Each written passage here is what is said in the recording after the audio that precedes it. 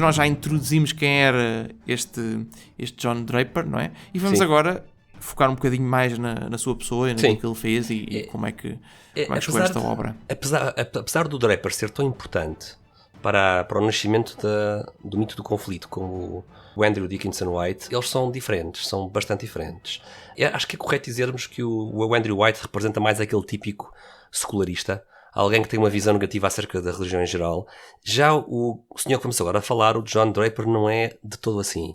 Ele não é contra a religião em geral. Ele tem um alvo em concreto, o alvo concreto dele é a Igreja Católica, e, portanto, este John Draper é o nosso pai fundador deste mito anticatólico, enquanto que o White é mais genérico. O White dispara em todas as direções em que há religião organizada. Como vamos ver aqui, o Draper tem coisas boas a dizer em relação ao protestantismo, por exemplo, em relação ao Islão. Portanto, atenção que o Draper é uma personagem mais complexa, aqui mais matizada. Então, ele é britânico. O pai do Draper, é um ministro metodista, com um detalhe muito interessante aqui, Gonçalo, que temos que partilhar com os nossos ouvintes, é que a família Draper, historicamente, é católica.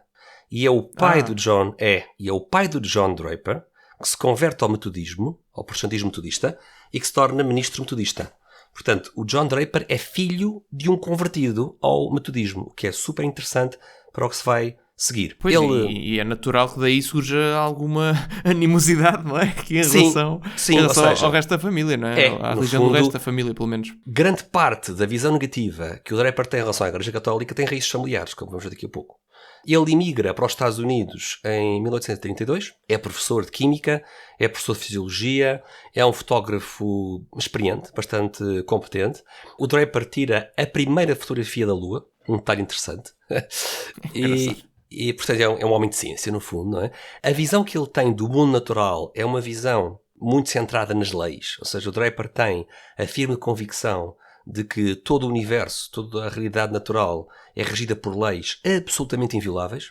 Ele começa por escrever obras de natureza científica, ou seja, ele publica uma obra sobre as plantas no ano de 44, chama-se Organization of Plants, e já nesta obra ele diz que o crescimento das plantas segue de forma inquestionável as leis da física. Portanto, no fundo aqui, uma perspectiva que hoje poderíamos dizer reducionista, na qual a botânica se reduz às leis imutáveis da física. E bastante comum, não é? É uma perspectiva bastante comum. Sim, hoje em dia continua muito em voga este reducionismo. Em 1956, ele vai escrever uma obra de fisiologia sobre o ser humano. A obra tem um título gigantesco. No fundo, a obra chama-se Human Physiology, Statical and Dynamical. Também tem o título alternativo de The Conditions and Course of the Life of Man. E é uma obra sobre a fisiologia do ser humano. Pensei que era maior o título.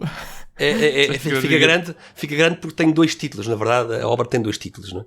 E desta obra ele segue aqui, Gonçalo, a mesma lógica de que estas leis imutáveis do universo também determinam a condição humana. E ele, nesta obra, dá a transparecer claramente a influência bastante evidente nesta obra, do filósofo francês Auguste Comte. O Auguste Comte é um filósofo da primeira metade do século XIX e o Draper é claramente um defensor de Comte e ele traz essas ideias para dentro desta obra. O que é que o Draper diz? Ele diz que todos os sistemas metafísicos clássicos faliram, mas ele quer abandonar toda a filosofia metafísica clássica e ele defende que o caminho do futuro passa pela ciência positiva. Isto é claramente Auguste Comte, não é? E o Comte, o francês, filósofo defensor e pai desta ideia da ciência positiva, tem a seguinte teoria, de que há 3 estágios na evolução do pensamento humano. E, portanto, isto é inevitável. Para o Comte, isto é uma lei, tão lei como uma lei da gravidade. Ou seja, é como se quisermos dizer isto, Gonçalo, podemos dizer que é um bocado como se fosse um Newton, uma espécie de uma visão newtoniana da evolução humana, por assim dizer, não é? Das sociedades humanas, do pensamento humano, não é? Que também há leis que governam o pensamento humano. Exato. E quais são aqui as 3 fases? É um determinismo, não é? É um determinismo, sim. Isto também não é assim muito diferente, por exemplo, dos marxistas, não é? Que também têm uma visão científica da história do homem, dizem eles, não é? Em que a história do homem avança de forma inexorável, não é? Por etapas cientificamente determinadas, não é? Portanto, há aqui um bocado esta tentação de que se pode descobrir as leis que regem até o comportamento das sociedades, não é? E do pensamento humano. Então, no que diz respeito ao pensamento humano... que explica tudo, no fundo, não é? Certo, a minha teoria isso, explica tudo. Explica tudo de forma científica, ou seja, explica tudo como se fosse uma lei, não é? Portanto, há aqui esta coisa que que faz o Draper ficar fascinado com o Auguste Comte é que o Comte também defende leis. E o Draper é toda à base de leis. Olá a todos, esperemos que tenham gostado do excerto desta nossa conversa. Se quiserem ver o episódio completo, temos o link na descrição. E se gostam deste conteúdo, não se esqueçam de subscrever, pôr gosto e partilhar. Obrigado e até à próxima.